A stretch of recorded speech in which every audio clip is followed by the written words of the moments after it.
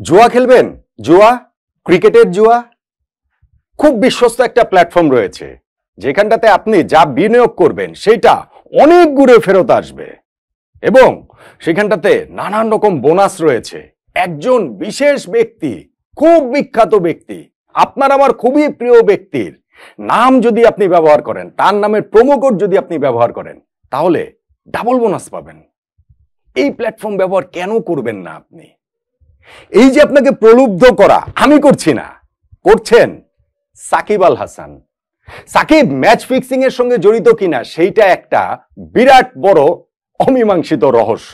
সেইখানটাতে আপনি তাকে benefit of doubt দিলেও দিতে পারেন, কিন্তু রহস্য তাতে শেষ হয় না। তবে বেটিং এর সঙ্গে তিনি যে আসলে জড়িয়ে, আষ্টে পৃষ্ঠে জড়িয়ে, সেইটা প্রতিনিয়ত স্পষ্ট থেকে স্পষ্টতর হচ্ছে। এতদিন তো তাও কিছু রাগ ঢাক ছিল, এতদিন তো বিভিন্ন সূত্রের পাওয়া খবরের ফিসফাস ছিল, কিন্তু আজকে তিনি নিজের সোশ্যাল মিডিয়াতে যেই পোস্ট করেছেন তারপরে আর কোনো কিছু গোপন থাকে না। বাংলাদেশ ক্রিকেট বোর্ড, বাংলাদেশ সরকার এই ক্ষেত্রে কি কিছুই তাদের করণীয় নেই? সাকিব আল হাসান এই দেশের একজন আইন প্রণেতা ছিলেন, সংসদ সদস্য ছিলেন, হোক না সেটা মাত্র ৬-৭ মাস অল্প সময়ের জন্য। জুয়া যে এই দেশে নিষিদ্ধ, এটা কি সাকিব জানেন না? অবশ্যই জানেন। এবং এই বেটিং নিয়ে সাকিবের সঙ্গে বাংলাদেশ ক্রিকেট বোর্ডের এক দফায় বহু কিছু হয়ে গিয়েছে আরো বছর দুয়েক আগে। তারপরেও সাকিব এটা করার দুঃসাহস দেখান কেন, কিভাবে? দেখুন, আমি আসলে এই জিনিসটা যখন দেখলাম সেটা ঠিক বিশ্বাস করতে পারছিলাম না। আমি বলছিলাম যে এতদিন রাগ ঢাক ছিল। আমি আগে হচ্ছে গিয়ে সাকিবের এই স্ট্যাটাসটা ফেসবুকে তিনি যেটা দিয়েছেন সেইটা একটু আপনাদের বলি, তারপরে আলোচনাটার সুবিধাটা হবে। ছোট্ট একটা ভিডিও তিনি দিয়েছেন, তার সঙ্গে তিনি যে এইখানটাতে ক্যাপশনটা দিয়েছেন, আপনি ক্যাপশনটা একটু আমি পড়ে শোনাই। সাকিব আল হাসান লিখছেন যে why do millions of cricket fans choose 1x bet, bat না কিন্তু 1x ব্যাট না, 1x bet. It's simple. Here you can bet on your favorite matches, support your teams and multiply your winning several times. খুব simple. আপনি 1x বেটে কেন এইখানটাতে হচ্ছে গিয়ে এখানটাতে আপনি থাকবেন? কারণ এখানে আপনি আপনার ফেভারিট ম্যাচ নিয়ে জুয়া খেলতে পারেন, সাপোর্ট করতে পারেন আপনার টিমকে, এবং আপনার যেই টাকাটা জিতবেন সেটাকে মাল্টিপ্লাই, অনেক গুণ আপনি করে ফেলতে পারেন। Why 1x bet? আবারও সাকিব লিখছেন, for me the answer is obvious. তার জন্য আনসারটা হচ্ছে গিয়ে খুবই অবভিয়াস। সেটা কি? It's one of the most reliable platforms and I trust it. এটা খুবই বিশ্বস্ত একটা প্ল্যাটফর্ম যেটাকে সাকিব ট্রাস্ট করেন। ট্রাস্ট কিসের জন্য করেন? ওই যে জুয়া খেলার জন্য ট্রাস্ট করেন। Plus use my promo code SH75 VIP to double your bonus when registering। অর্থাৎ আপনি যখন রেজিস্টার করবেন তখন সাকিবের এই প্রোমো কোডটা যদি আপনি ব্যবহার করেন তাহলে হচ্ছে গিয়ে বোনাস আপনি ডাবল পাবেন। Join now and win with 1x bet। এটা হচ্ছে গিয়ে সাকিবের এই স্ট্যাটাসের সারমর্ম। আপনি চিন্তা করে দেখেন যে এইভাবে জুয়া খেলার জন্য ওপেনলি আহ্বান জানাতে কি একটা বাংলাদেশের সাধারণ মানুষ পারে? Shakib public figure, Shakib superstar, Shakib বাংলাদেশের ক্রিকেট ইতিহাসের গ্রেটেস্ট এভার স্পোর্টিং সুপারস্টার। তার কথা বাদ দিলাম, একটা সাধারণ মানুষও কি এইখানটাতে এইভাবে ইয়ে করতে পারেন? তারা হচ্ছে গিয়ে জুয়া খেলার জন্য ওপেন আহ্বান জানাতে পারেন যখন বাংলাদেশে হচ্ছে গিয়ে জুয়াটা নিষিদ্ধ? তারা সেটা জানাতে পারেন না। বাংলাদেশের আইন সেটা এলাও করে না, এবং এই আইনটা যেখান থেকে তৈরি হয় সেই সংসদ ভবনে সংসদ সদস্য হিসাবে তিনি দায়িত্ব পালন করেছেন। আমি বলছিলাম যে এতদিন একটু রাগ ঢাক ছিল, এতদিন জিনিসটা ছিল ধরেন হচ্ছে গিয়ে বিভিন্ন জায়গায় আমরা দেখেছি যে তিনি স্পন্সর নিয়েছেন, ব্র্যান্ড অ্যাম্বাসেডর হয়েছেন, টিমের স্পন্সরের অংশ হয়েছেন। 1x ব্যাট, তাও ওইটা ছিল সারোগেট ব্র্যান্ডিং। না ঠিক আছে, ওইটা কোনো ব্যাট আছে, এখানে কোনো ব্যাট টেট নাই। 1x বেট একেবারে জুয়ার জন্যই আপনাকে এখানটাতে আহ্বান করা হচ্ছে। বছর দুয়েক আগে আমি বলছিলাম 2022 সালে সাকিবের এইরকমই বেট উইনার নামে একটা বেটিং প্রতিষ্ঠানের সঙ্গে সাকিব জড়িয়ে গিয়েছিলেন, তাদের ব্র্যান্ড অ্যাম্বাসেডর হয়ে গিয়েছিলেন এবং সোশ্যাল মিডিয়াতে এরকম পোস্ট দিয়ে ব্যাপক শোরগোল তুলে ফেলেছিলেন। বাংলাদেশ ক্রিকেট বোর্ড তখন খুবই স্ট্রংলি রিঅ্যাক্ট করেছিল, সাকিবকে শোকজ নোটিশ দিয়েছিল এবং সাকিব ওই জায়গাটা থেকে সরে এসেছেন বা আসতে বাধ্য হয়েছেন রয়েছেন, বা অনেকটা এই স্কুল অফ থটও রয়েছে যে তার সঙ্গে আসলে ওই বেট উইনারদের চুক্তিটাই ছিল এরকম যে তাকে তো আর এটা তো কন্টিনিউ করতে পারবে না, কিন্তু 10-15 দিন যে থাকবে, যে অল্প সময়টা যে থাকবে তার মধ্যে দিয়েই যে ওইটার ব্র্যান্ডিং প্রমোশনটা আসলে হয়ে যাবে, এরকম চুক্তিটাও নেওয়া ছিল। তারপরেও তো এটা সারোগেট কোম্পানি ছিল, বেট উইনার নিউজ ছিল, এখানে তো ভাই কোনো কিছু নাই, এটা খুল্লা, এটা ওপেন, এটা আপনাকে সাকিব আল হাসান জুয়া খেলার জন্য প্রলুব্ধ করছে, যেইটা বাংলাদেশের আইনে নিষিদ্ধ, যেইটা বাংলাদেশের একজন খুব সাধারণ মানুষও করতে পারেন না। সেটা সাকিবের মতো একজন তার এইখানটাতে ফেসবুকে পোস্ট দিয়ে, ইনস্টাগ্রামে পোস্ট দিয়ে তিনি এই জিনিসটা জানাচ্ছেন। এবং আপনি সময়টা খেয়াল করেন, সাকিবের এখন ভীষণ রকম দুঃসময় যাচ্ছে, তিনি বাংলাদেশে ঢুকতে পারছেন না, ফিরতে পারছেন না, তিনি টেস্ট থেকে অবসর নেবার জন্য আমেরিকা থেকে দুবাই এসে বাংলাদেশে ঢুকতে পারেননি।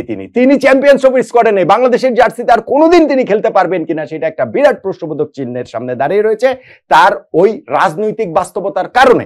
এবং সেই রাজনৈতিক বাস্তবতায় সাকিব তো মোটামুটি গুটিয়ে গিয়েছিলেন। যেই সাকিবের ফেসবুক পেজে ঢুকলে আপনি প্রতিনিয়ত দেখবেন বিভিন্ন ব্র্যান্ডের প্রমোশন। সেই সাকিব ওই 5ই আগস্টের পরবর্তী সময়ে যতদিন তিনি খেলেছেন, ওই যে বাইরে বাইরে যে খেলছিলেন টেস্ট, তাও ঠিক ছিল, কিন্তু এরপরে গিয়ে বাংলাদেশে ঢোকার আর ওই যে পথটা যখন তিনি পেলেন না, তারপর থেকে সাকিব কিন্তু একেবারেই চুপ হয়ে গিয়েছিলেন। আমি আপনাদেরকে একটা জিনিস একটুখানি বলি, দেখেন সাকিবের এই ফেসবুকটাতে এই 9ই অক্টোবর 2024 সালে সাকিব ওই পোস্টটা দিয়েছিলেন যে তার ওই যে আমাদের এখানটাতে এর আগে যে তার রাজনৈতিক পরিচয়, সেই জিনিসটাকে তিনি ক্লিয়ার করার জন্য মোটামুটি নতজানে হয়ে একটা পোস্ট তিনি দিয়েছেন। ভেবেছিলেন যে তার সঙ্গে হয়তো শর্তটাই ওইরকম ছিল, বাংলাদেশে ঢুকতে হলে এরকম কিছু করতে হবে শেষ টেস্ট খেলার জন্য, সেটা তো আর সাকিব পারেন নাই। এখন ওই 9ই অক্টোবরের পর অক্টোবরের বাকিটা সময়, নভেম্বর, ডিসেম্বর, জানুয়ারি, ফেব্রুয়ারি, প্রায় 5 মাস সাকিবের ফেসবুকে আর কোনো পোস্ট ছিল না, একটাও ছিল না। এই মাসে এসে সাকিব আবার অ্যাক্টিভ হলেন, যেটা হচ্ছে গিয়ে 2 মার্চ, 13ই মার্চ এবং হচ্ছে গিয়ে এই 6 দিন আগে আরেকটা পোস্ট তিনি আর মাত্র 3টা পোস্ট দিয়েছিলেন।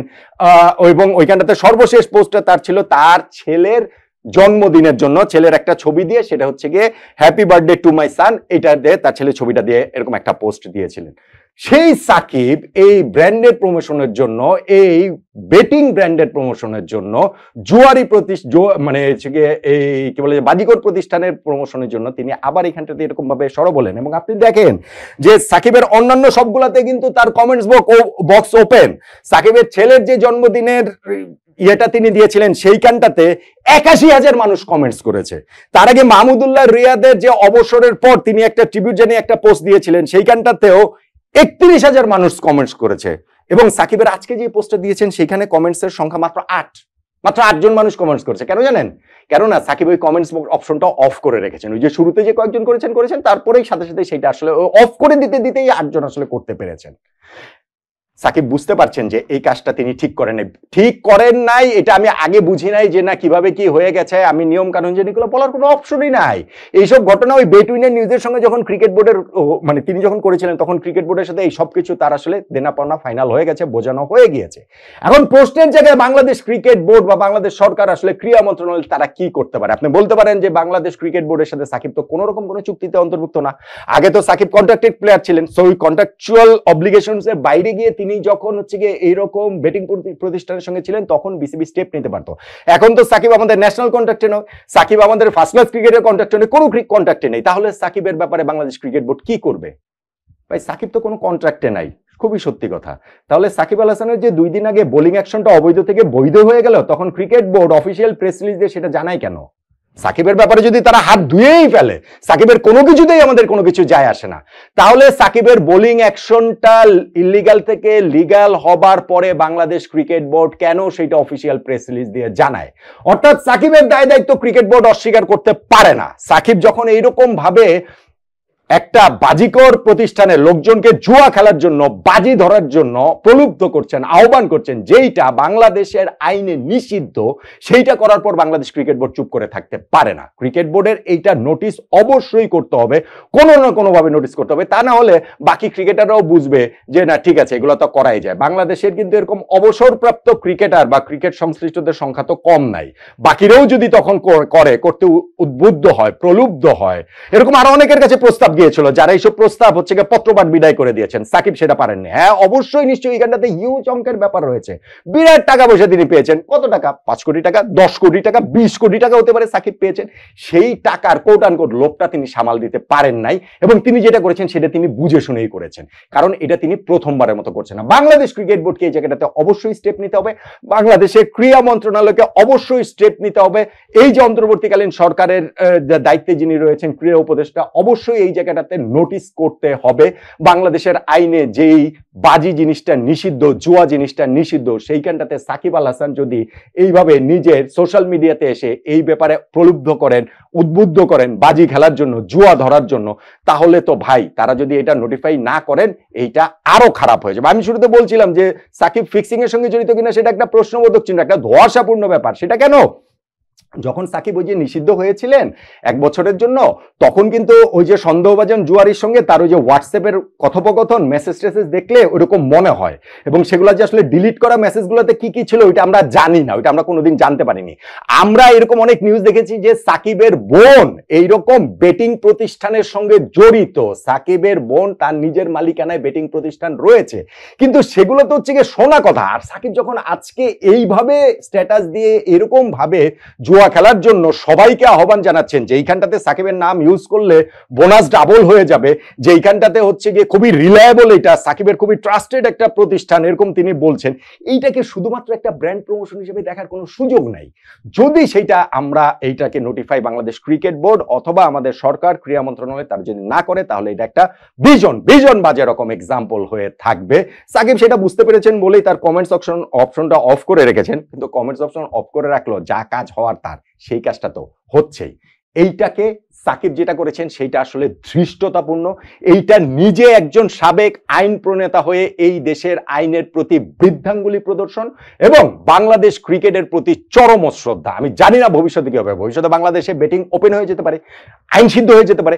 ভবিষ্যতে বাংলাদেশ ক্রিকেট বোর্ড ওইরকম আইন সিদ্ধ যদি হয়, তারা এরকম বেটিং প্রতিষ্ঠানকে ক্রিকেটের সঙ্গে সংশ্লিষ্ট করতে পারে, সেটা তো ভবিষ্যতের ব্যাপার। কিন্তু অ্যাজ অফ টুডে, আজকে দাঁড়িয়ে যখন এই জিনিস নিষিদ্ধ, তখন সাকিব আল হাসানের এই কাজ করাটা আমি মনে করি দুঃসাহস, আমি বলবো না, আমি বলবো ধৃষ্টতা এবং টাকার কাছে বিক্রি হয়ে যাওয়া।